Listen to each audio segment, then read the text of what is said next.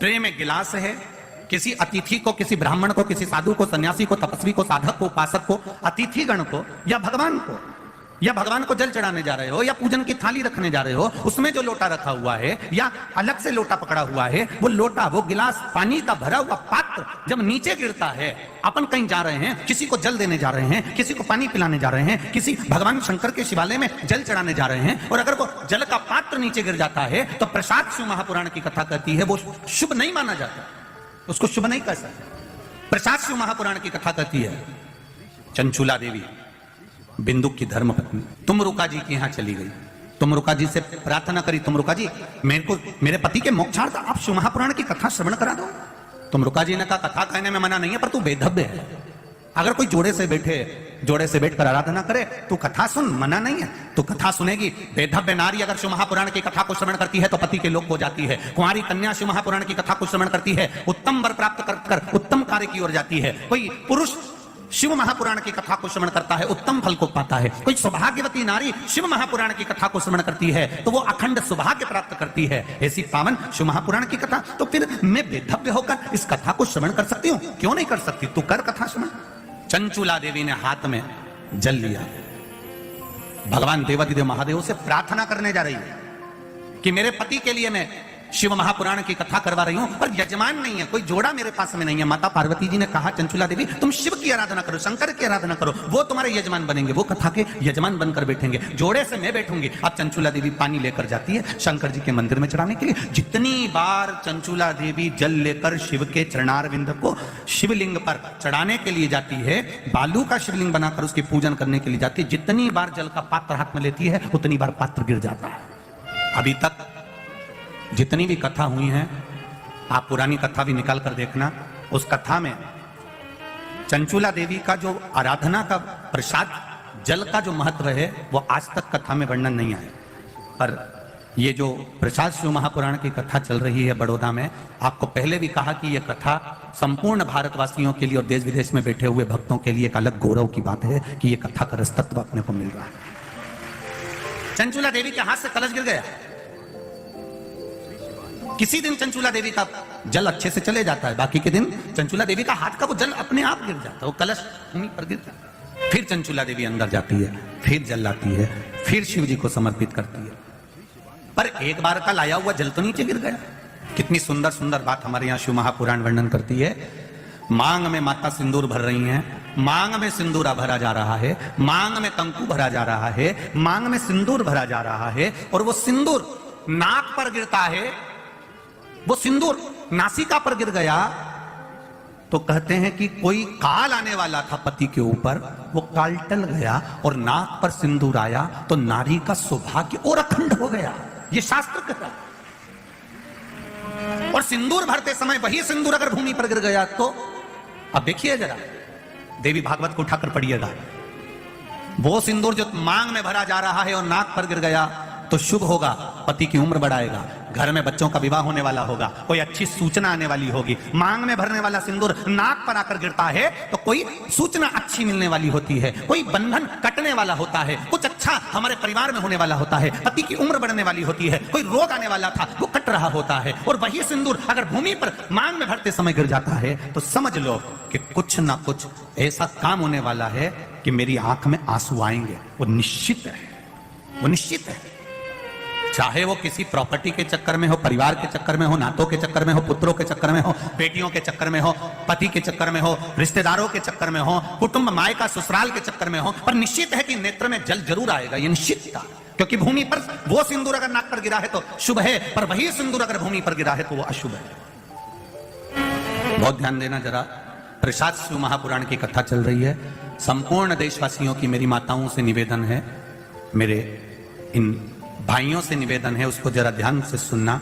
आप सालासर बालाजी गए, आप मेहंदीपुर बालाजी गए, आप पावागढ़ की माता पर गए, आप किसी देवी मंदिर में दर्शन करने के लिए गए, वहां से उन्होंने हनुमान जी के मंदिर का सिंदूर लिया और तुम्हारे माथे पर लगा दिया। समझना जरा कथा को बहुत अच्छे से।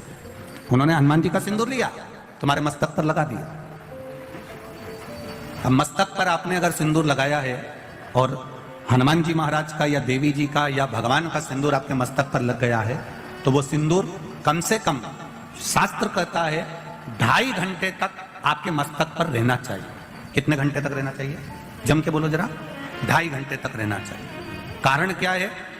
भगवान के चरण का अगर कोई कुंकू या सिंदूर हमारे मस्तक पर लगाया गया है, वो 2.5 घंटे तक रहे, उसके बाद उस सिंदूर को किसी नैपकिन, कपड़ा या अन्य चीज से पोंछ देते हैं। पोंछने के बाद वो गलत जगह पर टंग जाता है, लोग उसका गलत हाथ का प्रयोग कर लेते हैं। वो जितनी जगह गलत जगह जाता है उतना दोष हमको लगते चले जाता है। इसलिए उस सिंदूर का क्रम है कि कोई पुष्प है, उस पुष्प से उस सिंदूर को लगा लिया जाता है, कोई पत्ती है उससे सिंदूर को लगा लिया जाता है, उस पुष्प को। फिर विसर्जन में, अगर विसर्जन में नहीं रख सकते तो अपने घर में जो गमला होता है जिसमें पौधा लगा होता है, उस पौधे में उसको डाल दिया जाता है, जिससे वो सिंदूर उसमें मिल जाए और हमारे घर में सदा रहे। पर हमने कोई टाविल, होटल में ठहरे तो होटल के टाविल से पोंछ दिया, कहीं ठहरे थे तो दीवार से पोंछ दिया, कहीं लगा दिया, उसका दोष है। कितना सुंदर बात कहा गया है। नारी मस्तक पर मांग में सिंदूर भर रही है, नाक पर गिरा शुभ है, जमीन पर गिरा शुभ है।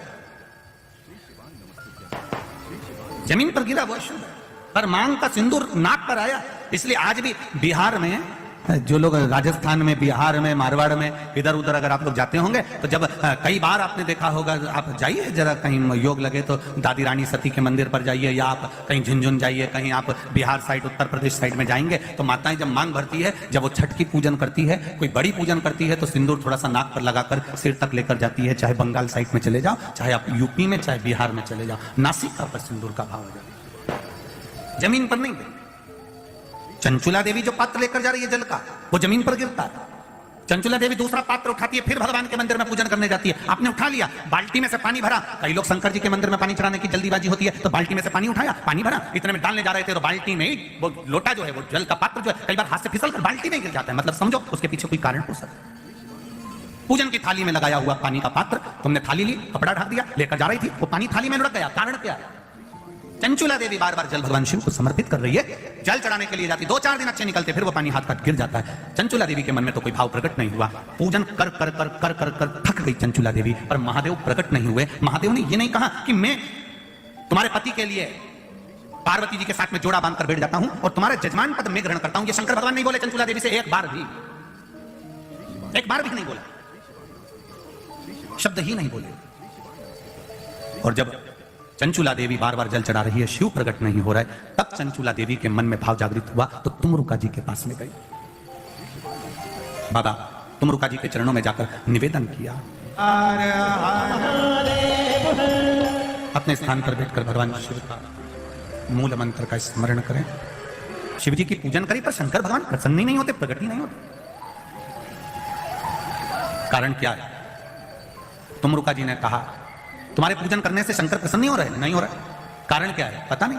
तुमरुका जी ने देवऋषि नारद को बुलाया, नारद जी आए। श्रीमन नारायण, श्रीमन नारायण। नारद जी ने आकर पूछा, तुमरुका जी क्या बात है? आपने मुझे याद किया, बोलो क्या बात है? ये चंचुला देवी शंकर जी की आराधना कर रही है, जल चढ़ा रही है, सब कुछ कर रही है, इसके बाद भी शिव पार्वती जोड़े से आकर कथा के यजमान क्यों नहीं बनते? कहा, देवऋषि नारद ने कहा कि ये जब जल लेकर जाती है, जल भूमि पर गिर जाता है। किसी अतिथि को भोजन कराते समय हाथ से गिलास, ट्रे से गिलास नीचे गिर जाता है, या पूजन करते समय कलश जमीन पर लुढ़क जाता है, या भगवान को जल चढ़ाते समय पानी का कलश जमीन पर गिर जाता है। देवऋषि नारद पुराण में कहते हैं उसका एक कारण होता है कि जो पूजन कर रहा है, जो भोजन करा रहा है, या जो जल देने जा रहा है, उसके पूर्वज जरूर प्यासे हैं और उनको अन्न का भाग नहीं मिल रहा, इसलिए वो जल बार बार भूमि पर गिर रहा।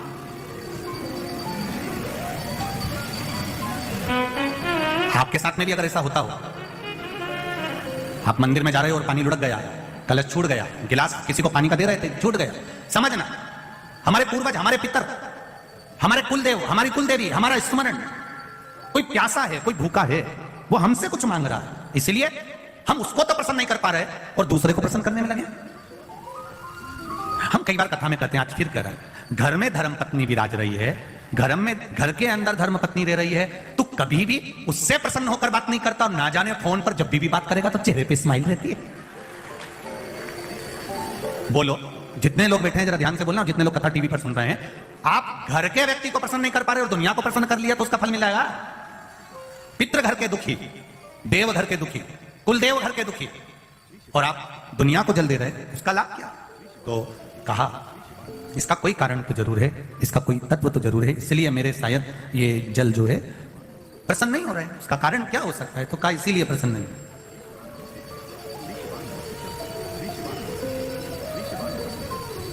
ये धर्म पत्नियां जो होती हैं ना, बहुत ध्यान रखती हैं अपने पति के चेहरे का। ये केवल करवा चौथ पे चेहरा नहीं देखती है। तो इस अंदाजे में मत रहना कि करवा चौथ पे अकेले वो चलनी में मुंह देख लिया। ये वो करवा चौथ पे जो मुंह देखती हैं उस स्माइल को बाकी के दिन की स्माइल से मैच करती रहती है पूरे साल।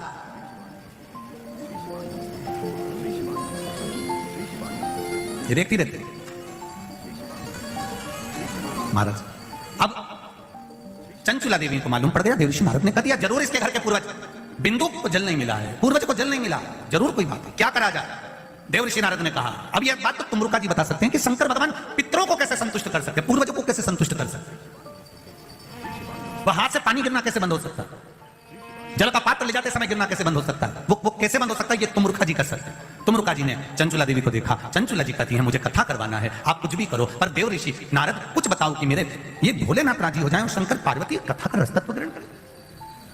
अब कहो कुछ। तुमरुका जी ने कहा चंचुला तुम शिव जी की आराधना तो करती हो, पर कभी तुमने शंकर भगवान पर पंचामृत समर्पित नहीं करा। जरा ध्यान दीजिएगा, भगवान ब्रह्मा और भगवान विष्णु को सबसे ज्यादा प्रिय है खीर, आटा सिका हुआ का जो सीरा बनता है, पंजेरी बनती है, वो भगवान ब्रह्मा और भगवान विष्णु की प्रियता है, भगवान सत्यनारायण जी की प्रियता प्रसाद। देवी को प्रिय है चना, हलवा, सीरा, पूड़ी। सरस्वती जी को, राम जी को, दत्त को, भगवान नारायण को प्रिय है कैसरिया भात। और 33 कोटि देवी देवताओं केवल एक भगवान देवाधिदेव महादेव ऐसे हैं जिनकी प्रियता केवल बेलपत्र और पंचामृत। अब जरा अच्छे से समझ जाना, बहुत ध्यान लगाकर सुनना, बेलपत्र और पंचामृत है।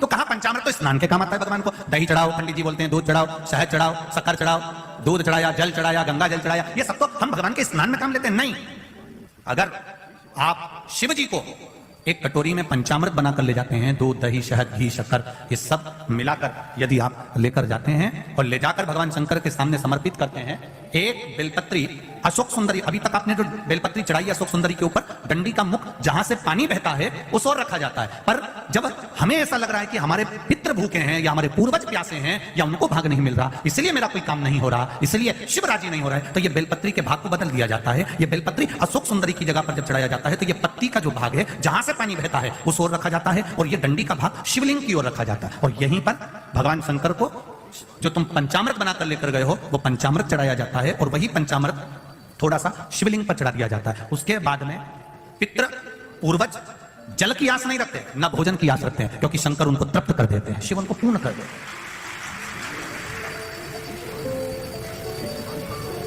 श्री शिवाय नमस्तुभ्यं। हम दोस्तों, अगर आपको वीडियो अच्छी लगे तो प्लीज़ चैनल को ज़रूर सब्सक्राइब कर लीजिएगा, साथ ही वीडियो को लाइक और शेयर करना ना भूलें, ताकि हम आपके लिए पंडित प्रदीप मिश्रा जी के द्वारा बताया हुआ भोलेनाथ को प्रसन्न करने वाला, साथ ही अपने पूजा में हो रही गलतियों को सुधारने के इसी तरह की वीडियो को लेकर आते रहें।